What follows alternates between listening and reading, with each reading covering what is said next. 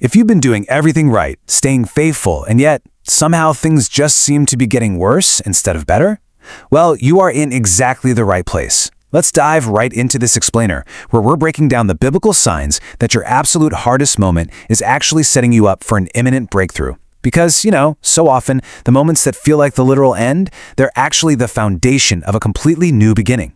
Today we're going to look closely at the unmistakable patterns of breakthrough found throughout Scripture.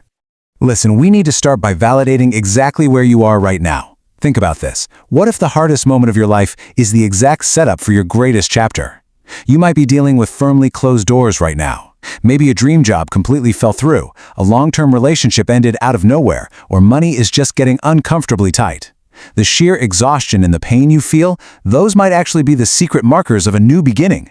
It's totally natural for that quiet voice inside to start whispering, hey, maybe God isn't moving, or maybe I completely missed the mark.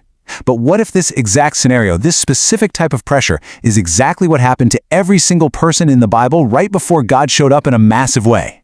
So here's a crucial truth for us to unpack. Most people don't actually give up because they lose their faith. Not at all. They give up because no one ever told them what a breakthrough actually looks like right before it arrives. We kind of tend to think a breakthrough will feel like a beautiful dawning sunrise, right? But biblically, breakthroughs rarely look like victory in the moments leading up to them. Honestly, they usually look like pitch-black darkness. If you don't know the signs, it's incredibly easy to just throw your hands up and walk away literally moments before you cross the finish line. To really see this, let's look at the Israelites at the Red Sea. This is the perfect foundation for understanding how this whole thing works. Okay, so they faithfully followed God out of slavery in Egypt. They did exactly what they were told to do. But suddenly, they found themselves completely and utterly trapped. You got Pharaoh's furious army pressing in from behind, and the massive, uncrossable waters of the Red Sea blocking their path forward. There was nowhere to go. They were completely stuck. And what did God do? He commanded Moses to tell the people to move forward. He told them to start moving while the water was still completely in the way before the sea actually parted. And honestly, Exodus 14:10 captures their absolute terror in this moment so perfectly. They cried out, "Was it because there were no graves in Egypt that you brought us here to die?"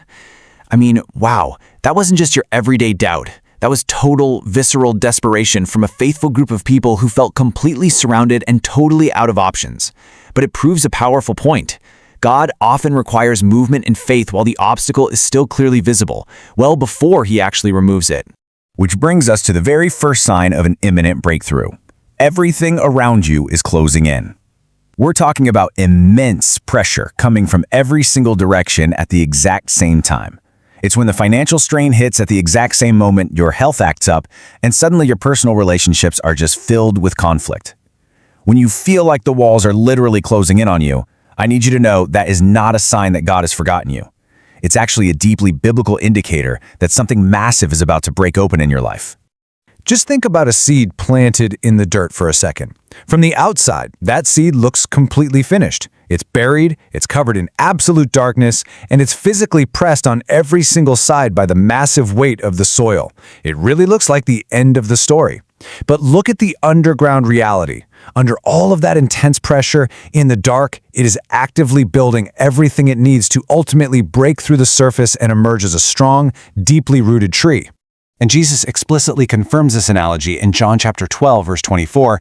He says, "A grain of wheat must fall into the earth and die to bear fruit." This deeply profound truth shows us that the crushing pressure you feel right now is absolutely not a punishment. It is necessary, vital preparation. I really want you to hear this, grab onto this. You are not being buried, you are being planted. Now, that crushing pressure often leads directly into our second sign, feeling a completely uncharacteristic and overwhelming urge to just lay down and quit. We're not just talking about a bad day at the office here. This is a deep, bone-weary exhaustion where you feel like you simply cannot take one more step forward.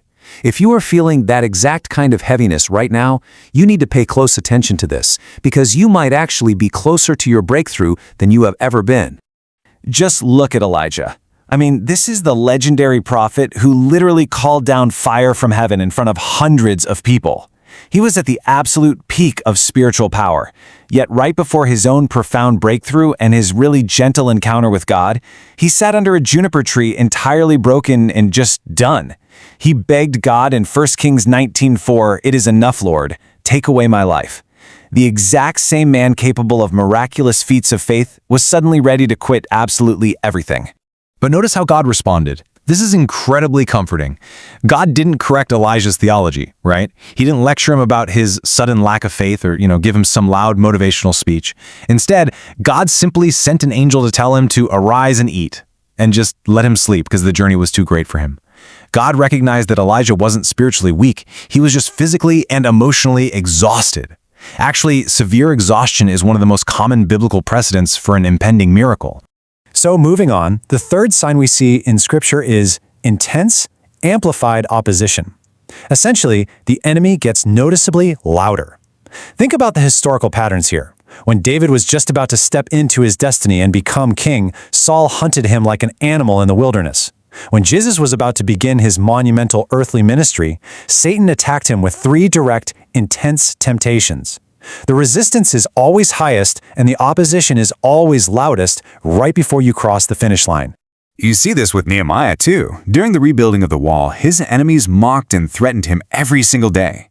But Nehemiah realized their true strategy. As he says in chapter 6, verse 9, they were all trying to frighten us, thinking their hands will get too weak for the work and it will not be completed.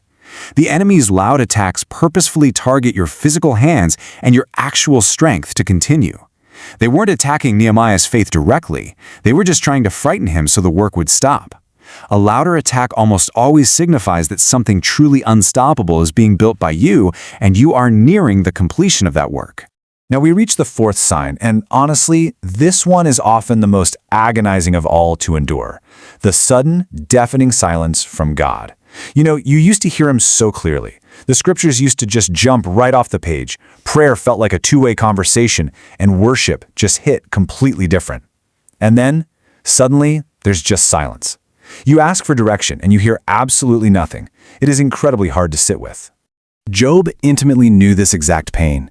Right in the middle of his immense suffering, having lost almost everything he had, he cried out in pure desperation, "If only I knew where to find him. If only I could go to his dwelling." He was desperately searching for a God who seemed to be deliberately hiding from him. If you're experiencing this profound quiet right now, if you feel like you were just speaking into a void, well, you're walking in the exact footsteps of Job. But consider this perspective for a second. A doctor might talk to you at your bedside to bring comfort, to reassure you, maybe explain the charts. But a surgeon? A surgeon goes completely silent when they are actively operating on you. That silence isn't abandonment. It is fierce, undivided focus and immense concentration. The exact same principle applies spiritually. When God is quiet, he is doing deep, focused, surgical work in your life. Isaiah 45:3 actually reveals the true beauty of this divine silence. God promises to give you hidden treasures, riches stored in secret places. This highlights a beautiful paradox. The hidden work is always the deepest work. God is not abandoning you in the quiet. Far from it, actually.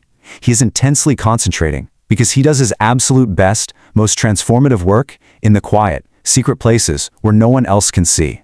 And that brings us to the fifth and final sign, which feels incredibly painful in the immediate moment. It's when old things are rapidly falling away. Relationships you thought would last forever end out of nowhere. Cherished opportunities suddenly close their doors, and those comfortable routines you used to rely on, they simply disappear. Honestly, it feels exactly like grief. It feels like a massive loss. But we have to look at this tearing down process through a wider biblical lens. Let's examine Joseph before he stepped into his grand destiny at the palace. God meticulously stripped away everything. He lost his famous coat, which was basically his identity. He lost his personal freedom, becoming a slave. He lost his good reputation due to false accusations, and he lost his vital connections when he was totally forgotten in a dungeon. Why? Because everything that could have made Joseph trust in his own abilities instead of his creator had to be completely removed first. Genesis 50:20 encapsulates this beautifully.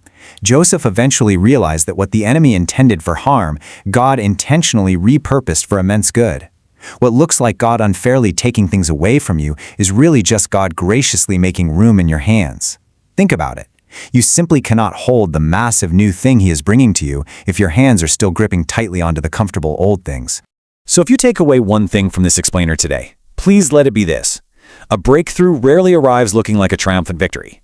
Instead, it completely disguises itself as these 5 distinct hardships: immense pressure, sheer exhaustion, loud opposition, deafening silence, and painful loss. It looks exactly like the moment right before you decide to give up. And that brings us to Galatians 6:9, a promise that deeply anchors absolutely everything we've talked about today. It tells us not to grow weary, because at the proper time we will reap a harvest. Listen, God has never been late, not once in all of human history. He wasn't late for Abraham, he wasn't late for Joseph, he wasn't late for Lazarus, and he will absolutely not be late for you. The whole promise hinges on that one vital phrase, if we do not give up. I want to leave you with this provocative thought as we wrap up this explainer. If your ultimate harvest, your great chapter, is tied to the single condition of surviving this exact painful moment, will you stay undefeated until the water parts? Your breakthrough is so much closer than it looks. Keep praying, keep moving forward, and whatever you do, stay undefeated.